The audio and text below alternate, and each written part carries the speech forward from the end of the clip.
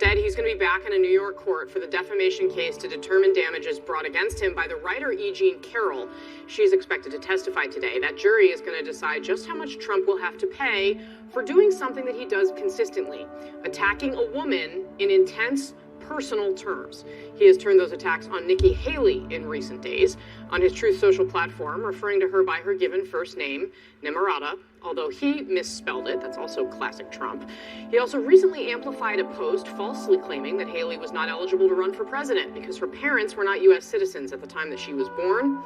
And then there's this, an image we're going to show you briefly, and then I'm taking it down, but just so you can kind of get a flavor of this. It is not the first time Nikki Haley has been compared to Hillary Clinton, but it is the first time that I have seen it done this way by a former president of the United States, and of course copies Hillary Clinton's campaign logo as well. Let's dive into all this with today's panel. Mo Alithi is the executive director of Georgetown Institute of Politics and Public Service, also former DNC comms director. Lance Trover, the former spokesperson for North Dakota Governor Doug Burgum's 2024 presidential campaign, and Farnoosh Amiri, congressional reporter for the Associated Press. Welcome to all of you. Mo, I want to go to you first on these attacks from Trump on Nikki Haley, because they're really, like, I didn't want to use the word ugly in the script because I don't want it tied with, like, their faces, or for anyone to remotely say that I'm suggesting I'm talking about either one of these women's appearance. I'm struggling to find the right word. Vulgar, perhaps, the kind of the way that this is going here. But it makes me uncomfortable. It's something that only would be done to women candidates, quite frankly. What is Trump doing here? He's doing what Trump does, right? I mean, this is what he does. I don't want to normalize it, but at the same time, I'm not surprised. No, I'm not that's sure the thing. None of it's surprising. Should be surprised by it. We shouldn't normalize it either. But this is what Trump does. He tries to tap into people's base instincts, and he likes to stir up outrage. He loves that we are talking about it because his base voters, who are anti-establishment, anti-us, look at that and say, man, you really got under their skin. You were just joking, but look how you got under their skin.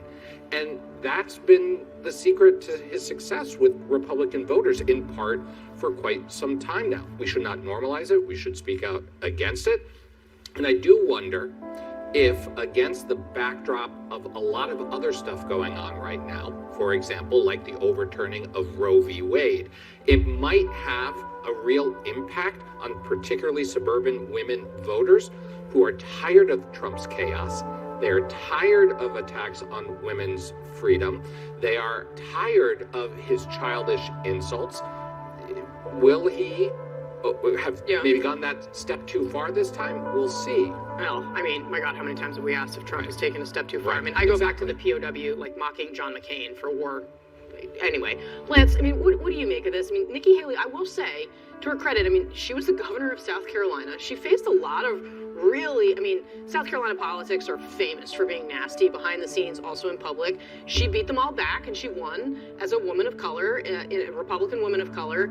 And she, I honestly was, I covered that whole campaign. She was fierce in defending, I mean, she had racist attacks against her in that campaign as well. I mean, how do you see her standing up as I mean, it's going to be a key test here in 6 days. How close can she come to Donald Trump? How do you think she stands up to this? Well, let's remember, she's obviously doing pretty well in New Hampshire, or else she wouldn't be taking in attacks from Ron DeSantis and Donald Trump. So let's just start there.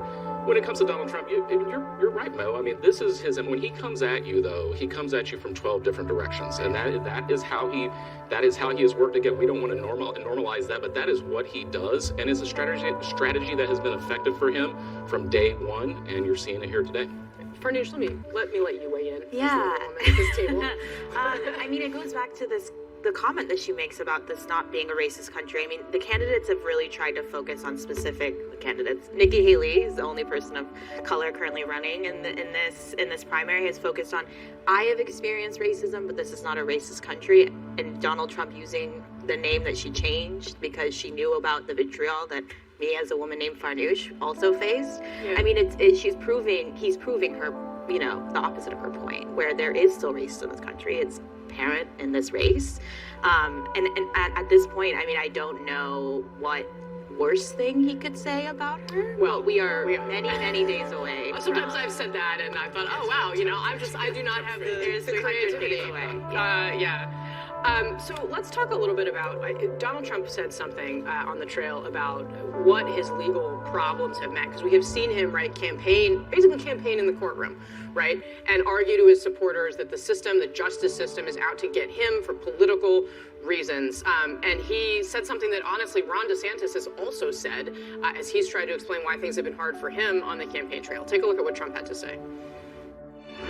If I didn't get indicted all these times, and if they didn't unfairly go after, I would have won, but it would have been much closer, I tell you. I don't know if I would have made the trade. I might have just liked the position we're in right now, and we're doing very well on that score.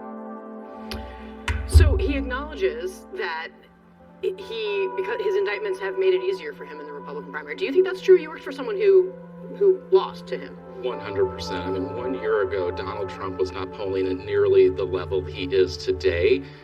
The second he was indicted, you saw those numbers start to skyrocket. It is, part of the prongs. There are a few prongs that are why he's succeeding today. One of those is the ability to go out and say, I am being unfairly prosecuted. Clearly, a lot of Republicans agree with him. That's why you see him. He ran a route in Iowa the other day. We see new polling out of New Hampshire today that shows him up by 16 points. It is clearly a strategy that's working for him. Mo, how do you think that this ultimately, it does seem to have, and look, argue with me if you think that this Republican race isn't over, but having been in New Hampshire where Nikki Haley has the best shot to take him on anywhere, even there it seems, all the smart people I've talked to have said Trump's going to win. We'll see if that bears out. But if Trump's going to be the nominee, how do you see it playing out in a general election? Is this a phenomenon that continues, or is it one where independents and swing voters don't react the same way?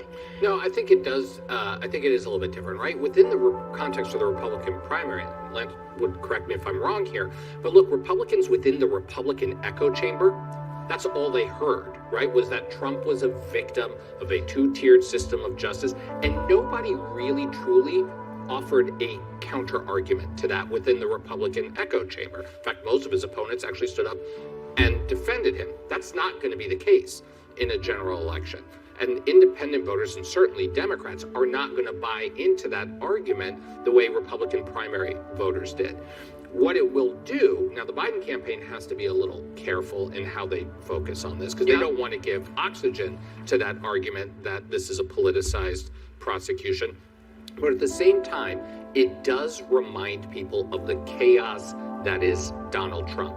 And at a time when people are struggling, at a time when people are looking to move the economy forward, when they're worried about reproductive rights, when they're worried about all these other issues, Trump will be dominating the headlines around all these legal troubles, and I do think people are going to be exhausted by it. Interesting. So there's one other thing I want to talk about, and it doesn't necessarily tie directly into, you'll see when I show you. Ben Carson, maybe it does honestly explain a little bit of why Donald Trump is kind of romping through the Republican primary right now, because it seems like this is how a lot of his supporters may think of him.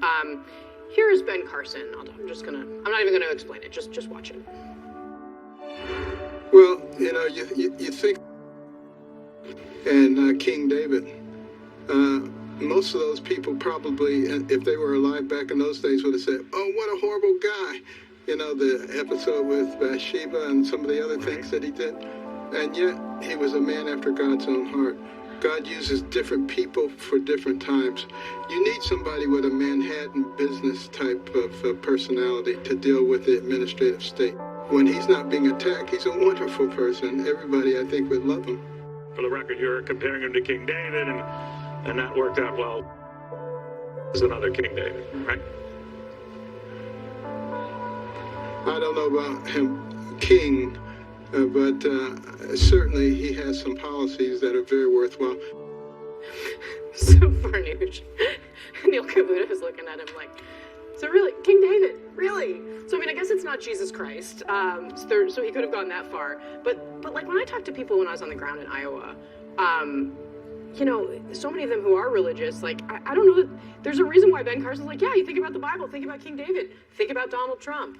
Like, what is going on? I mean, I don't think you need to go that far outside of Washington. If you listen to Speaker Mike Johnson, a very, religious-minded person, he also was asked today if Biden's presidency is God's will, and if he would be reelected by a reporter, and he mentioned that God is working to give us a better option in the new year and in the election. So, I mean, it is really interesting, the continuous ties. I think he's maybe one of the most least religious presidents we've had. I think it was 2 Corinthians he referred to at one point. Yeah. Again, I mean, if you compare him, Corinthians. if you compare him with Biden, just his rival right now. I mean, Biden is an extremely more personally religious man, but there are not these comparisons with him. I just want to add, I was watching you this morning and I saw the segment of the guy who has the Trump shop in a town of like 500 people. Yeah. I mean, this is the fervor and the loyalty with which he commands and gets out of people out there. You were just on the ground. I certainly saw it in Iowa and New Hampshire. And these are people, he brings out people who don't normally vote. And that's why at the end of the day, he is someone who cannot be underestimated.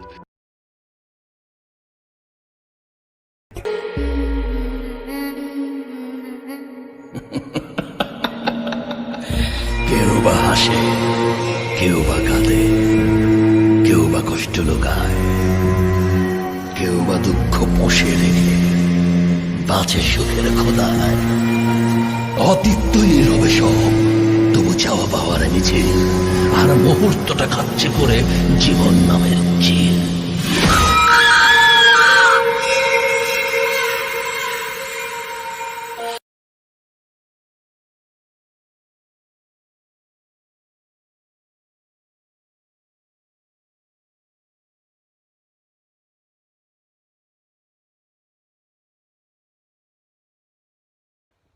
Hello and welcome guys, my another video. তো আমি যে টপিকটা নিয়ে আজকে আপনাদের সাথে share করব সেটা হচ্ছে ফ্রিল্যান্সিং বিষয়ক একটা ভিডিও। এটা হচ্ছে ফ্রিল্যান্সিং বিষয়ক একটা ভিডিও। আমি যদিও একটু বাইরে আছি, আজকে একটা মাঠের ভেতরে আছি। সো ফ্রিল্যান্সিং যারা করতে চান, ফ্রিল্যান্সিং সেক্টরের অনেক ওয়ে আছে যেগুলোর মাধ্যমে আপনারা ভালো একটা আর্নিং জেনারেট করতে পারেন। সো সেক্ষেত্রে আপনাকে অবশ্যই অনেক স্ট্রাগল করতে হবে, সে বিষয়গুলো বুঝতে হবে। আর বিশেষ করে ফোনের মাধ্যমে ফ্রিল্যান্সিং করা কোনোভাবেই পসিবল না। ফ্রিল্যান্সিং করতে হলে অবশ্যই একটা ল্যাপটপ অথবা কম্পিউটারের প্রয়োজন হয়। এবং যারা বিভিন্ন ওয়েতে ইউটিউবের মাধ্যমে এবং বিভিন্ন ওয়েতে ফ্রিল্যান্সিং বিষয়ে অনেক ভিডিও বানায়, এগুলো আসলে ফেক। তারা আসলে ভিউজের জন্য এই কাজটা করে। সো আমার ভিডিওটা ভালো লাগলে অবশ্যই শেয়ার করবেন, লাইক করবেন, কমেন্ট করবেন। এবং ফ্রিল্যান্সিং বিষয়ে টিপস ট্রিক্স সবই দেওয়া হবে এই চ্যানেলে। সো আপনারা চ্যানেলটাকে ফলো করবেন, তাহলে ফ্রিল্যান্সিং বিষয়ে সব ক্যাটাগরি সম্পর্কে জানতে পারবেন এবং ফুল টাইম সাপোর্ট পাবেন। তো ফ্রিল্যান্সিং শুরু করার প্রথম ওয়েটা হতে পারে আপনার আপনি ডিজিটাল মার্কেটিং দিয়ে শুরু করতে পারেন। কারণ ডিজিটাল মার্কেটিং করলে আপনি ফ্রিল্যান্সিং সব বিষয়ের উপর একটা ধারণা নিতে পারবেন। ফেসবুক, ইউটিউব, আদার্স সাইটগুলোর সম্পর্কে ডিজিটাল মার্কেটিং থেকে আপনি ধারণা নিতে পারবেন। আপনি ইউটিউব প্ল্যাটফর্মে কাজ করতে পারেন এবং ইউটিউবের যে ক্যাটাগরিগুলো আছে, ইউটিউব একটা চ্যানেল গ্রো করতে হলে কি করা লাগে এবং চ্যানেলের মনিটাইজ কীভাবে আনবেন, বেশি ভিউ কীভাবে পাবেন, এগুলো সম্পর্কে অবশ্যই আপনাকে জানতে হবে এবং বুঝতে হবে। না বুঝলে কিছুই করতে পারবেন না।